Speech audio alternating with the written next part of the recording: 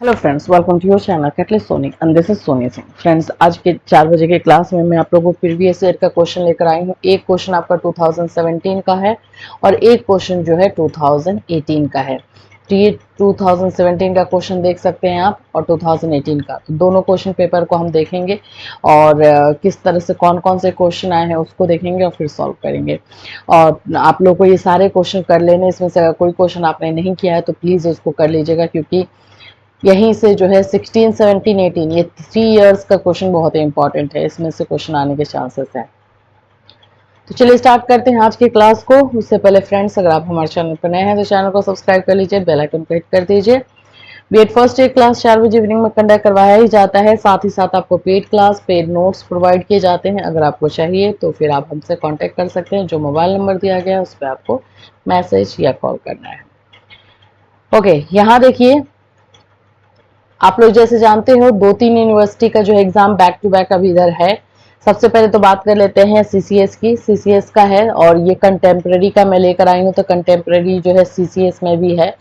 और दूसरा जो है फिर आपका मुजफ्फरपुर का है 12 जुलाई से, फिर उसके बाद से बीएन मंडल का निकल चुका है। तो इस तरह से ये 3 जो एग्जाम है बैक टू बैक जुलाई में आपको आएंगे, तो इसीलिए मैं ये कंटेम्प्रेरी का लेकर आई हूँ। अगर सीसीएस के स्टूडेंट है तो, मुजफ्फरपुर के स्टूडेंट है तो, बीएन मंडल के स्टूडेंट है तो, ये आप लोग तीनों में से जिनके भी स्टूडेंट है ये सारे क्वेश्चन आपको करना है, क्योंकि आप लोग का चैप्टर अप्रोक्सीमेटली मिलता ही है। चलिए स्टार्ट करते हैं क्वेश्चन को। देखिए, इसका जो मुजफ्फरपुर का है इसका फॉर्मेट ये है। मुजफ्फरपुर वाले स्टूडेंट बहुत अच्छे से देखिएगा, बीआरबीयू वाले, बहुत ही इजी फॉर्मेट है आप लोगों का। आप लोग का यूनिट वाइज जो है क्वेश्चन दिया रहता है, हर यूनिट में से एक क्वेश्चन आपको सॉल्व करना रहता है। और ये जो है टोटल आपका 10 क्वेश्चन रहेगा और आपको सॉल्व 5 क्वेश्चन करना है। एक सेकंड देख लेती हूँ मैं कितना क्वेश्चन आप लोग का है। इसमें 10 क्वेश्चन है, ठीक है। यूनिट 5 से आपको इसमें जो है हर एक यूनिट से एक क्वेश्चन करना है, मतलब 5 क्वेश्चन करना है। तो एक क्वेश्चन आपका हो गया कितने नंबर का? 16 मार्क्स का, ठीक है। 16 मार्क्स का क्वेश्चन आपका बनता है। सेम सीसीएस में भी बनता है, बीएन मंडल का भी यही फॉर्मेट है, तो इसको देख लीजिए। देखिए, यूनिट 1 से क्वेश्चन क्या है, 2 क्वेश्चन दिया गया है, इसमें से एक आपको करना है। पहला तो आपको बोला है शिक्षा एक त्रिमुखी प्रक्रिया है। ट्राइपोलर के बारे में हमें हमेशा बताती हूँ, एजुकेशन जो है ट्राइपोलर प्रोसेस है। इस कथन की आलोचनात्मक समीक्षा करें। आलोचनात्मक यानी कि आपको क्रिटिसाइज करना है। सबसे पहली बात, ये जो स्टेटमेंट है ये जॉन डीवी ने दिया है, याद रखिएगा किसका स्टेटमेंट दिया हुआ है, जॉन डीवी का दिया है। और इसको क्रिटिसाइज करना है, क्योंकि मोस्ट ऑफ लोग जो है एजुकेशन को बायोपोलर यानी कि द्विमुखी प्रक्रिया मानते हैं, तो इन्होंने जो है त्रिमुखी बनाया है, जिसमें करिकुलम को घुसाया है। ये ट्रायंगल जो है ये हमारे जॉन डीवी ने बनाया है। इसको आलोचना करना है, क्रिटिसाइज करना है। पहले किसको रखा गया है, मान लीजिए टीचर को रखा गया, ये स्टूडेंट को रखा गया, फिर स्टूडेंट को कर लेते हैं। और तीसरा जो पिलर इन्होंने दिया है वो करिकुलम को दिया है, पाठ्य वस्तु को दिया है, पाठ्यक्रम को दिया है। तो ये जॉन डीवी का, इसको आपको आलोचनात्मक समीक्षा करनी है। 16 नंबर में ये करना है, तो आपको खुद सोच समझ के करना पड़ेगा।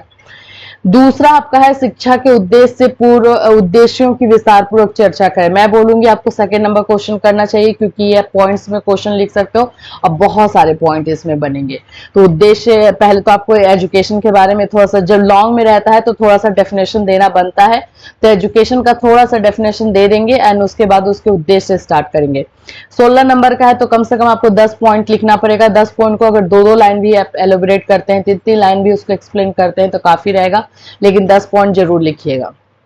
ये क्वेश्चन करवाया गया है दोनों सभी यूनिवर्सिटी में, जो भी मुजफ्फरपुर हो, बीएन मंडल हो या फिर आपके सीसीएस हो। अब यहाँ से इस यूनिट 1 से एक क्वेश्चन करना था, अब आइए यूनिट 2 से आपको करना है। यूनिट 2 से भी वही है, 2 आपको दिए गए, इसमें से एक करना है। पहला है बीते काल में विभिन्न धर्मों की शिक्षा से भारतीय शिक्षा को प्राप्त नियामक दृष्टि की व्याख्या करें।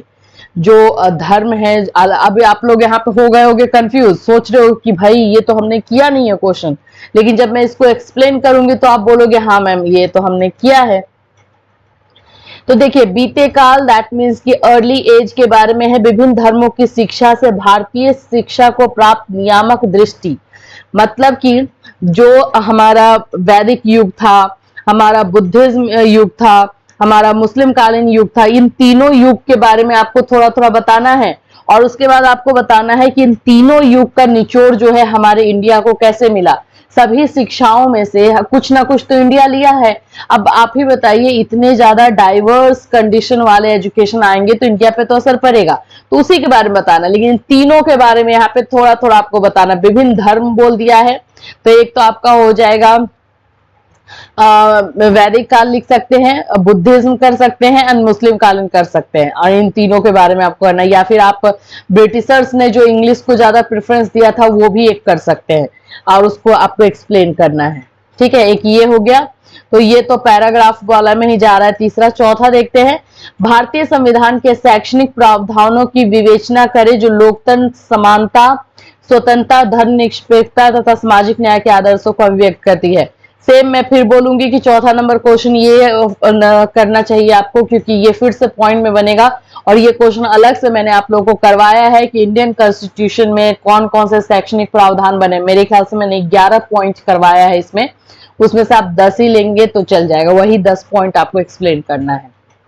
ठीक है, यूनिट 3 में आते हैं। यूनिट 3 से आपको एक क्वेश्चन करना है। यूनिट 3 में आपका जो है शैक्षिक दर्शन को परिभाषित करें, इसके शाखाओं की विस्तार पूर्वक चर्चा करें।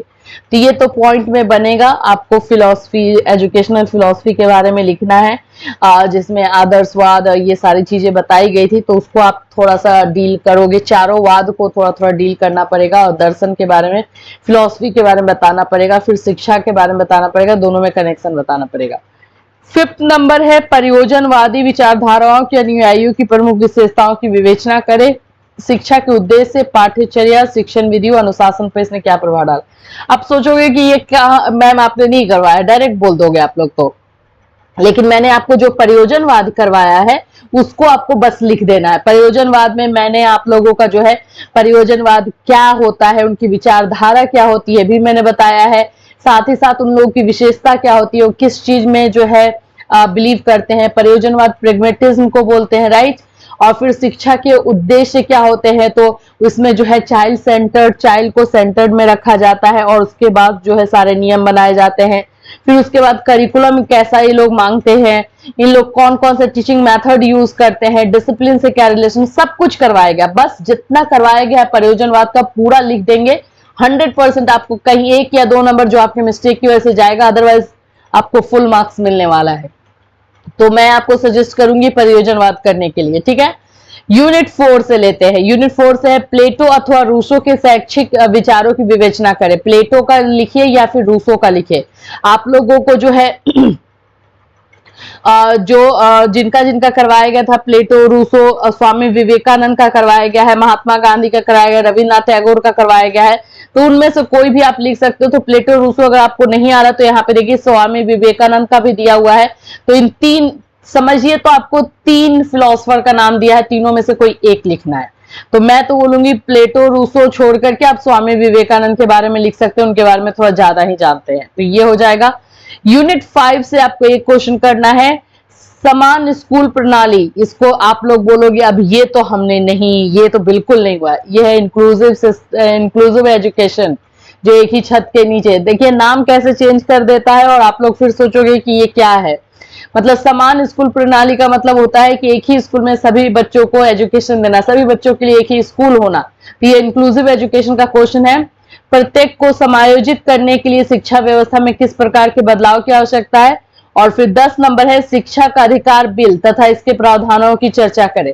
राइट टू एजुकेशन है शिक्षा का अधिकार। राइट टू एजुकेशन 2009 आपको करवाया गया है, वो आपको लिखना है। और इसके में क्या क्या नियम बनाए गए हैं वो लिखना है। कैसे 6 से 14 साल के बच्चे तक जो है कंपलसरी एजुकेशन किया गया है, निःशुल्क रहना है, फ्री एजुकेशन है, सारे बुक प्रोवाइड करवाए जाते हैं। उसी के अंतर्गत जो है मिड डे मील आया, बहुत सारे नियम जो है प्रावधान आए थे उसके अंतर्गत, तो वो आपको लिखना है। तो ये क्वेश्चन आप देखिए, ये क्वेश्चन आपका है 2017 का। 2017 का क्वेश्चन से मुझे ऐसा लग रहा है कि मैंने जितना करवाया है सारा दिया हुआ है, तो कहीं आपका कोई क्वेश्चन नहीं छूटने वाला। फिर भी अगर आप अपने आप को पैनिक कर रहे हो कि नहीं हुआ है मेरा कंप्लीट या कुछ रह गया है, तो आपकी मर्जी है। अदरवाइज पूरा कोर्स आप लोग अच्छी तरीके से कंप्लीट करवाया गया, बस आपको उसको रिवीजन करने की जरूरत है। आइए अब हम देखेंगे 2018 का।